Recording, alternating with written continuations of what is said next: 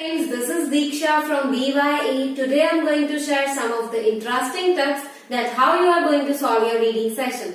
As for the students, it is the toughest module ever in IELTS examination. But it is not according to me. If you are going to follow all these tips and techniques, definitely you are going to solve your reading in such a precise manner. Let's come to the techniques which we are going to use. The first is skimming. Then it comes scanning. Then it comes to the eliminating.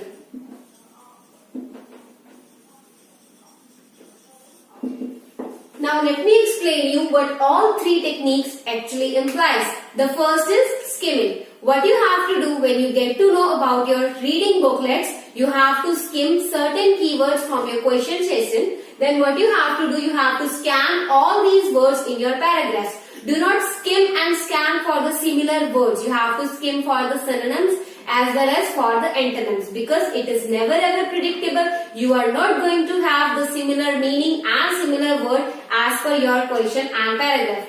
Then it comes to the eliminating. There are certain options which are being provided to you in your multiple choice question, especially that option is ridiculous and that option has to be eliminated. What you have to do, you should have an immense knowledge of antonyms and synonyms with which you can eliminate that particular option from your reading session. Okay, fine. Now I am going to share some of the tips that how you are going to apply all three techniques on your various question types. So let's come to the example.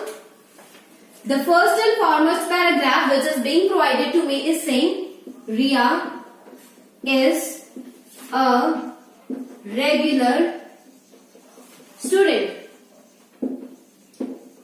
This is the information which is provided to me by my paragraph. Then I come to the question. My question is saying Ria is present today. If this question type is of true, false and not given, then the students are going to take true. Because it is saying Ria is regular student and it is saying Ria is present today. But all those students are wrong because this question is not given. Guys, do read your paragraph in such a manner that it is implying a complete meaning to you.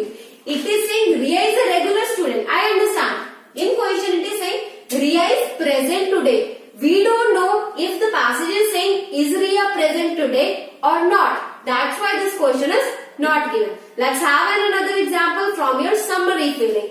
For example, this is my paragraph and my paragraph is saying beekeepers pay farmers for keeping their bees at farms to collect money and all this, right? This is your paragraph. When you come to the question, it is saying farmers dash beekeepers for keeping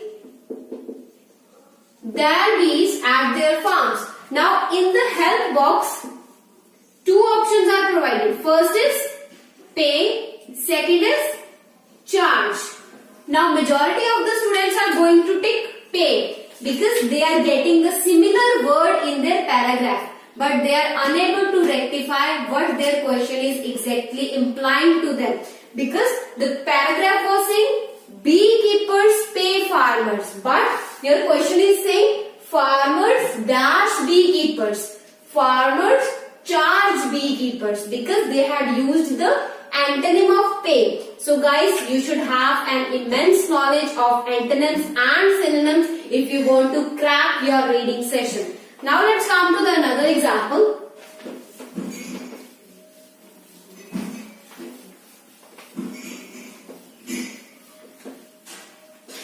For example, my passage is saying the consumption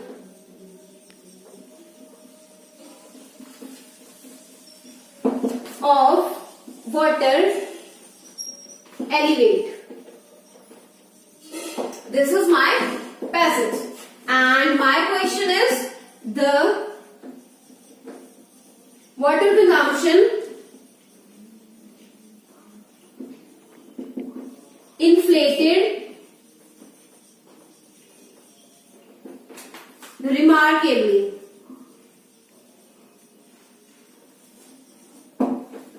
Now, if this question type is of true, false and not given, then the students are going to take it true because they know the synonym of increase. This is also synonym of increase. This is also a synonym of increase. That's why they are going to take it true. But guys, this is not given because the paragraph is not implying the manner with which that thing is increasing. But the question is talking about the manner as well, which is remarkably. But the paragraph is not talking about the adverb, that how that particular work has been done. So guys, you have to think that with which manner the work has been done in the paragraph and with which manner the work has been given to you in the question statement. Now let's come to the heading section, that how you are going to solve your headings.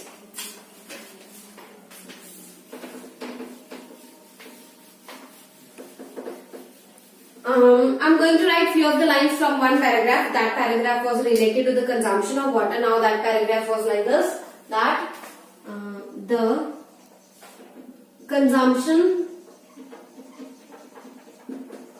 of water increased all around the clock, or the world, you can say, all around the world, as in Japan it was 40% and in Russia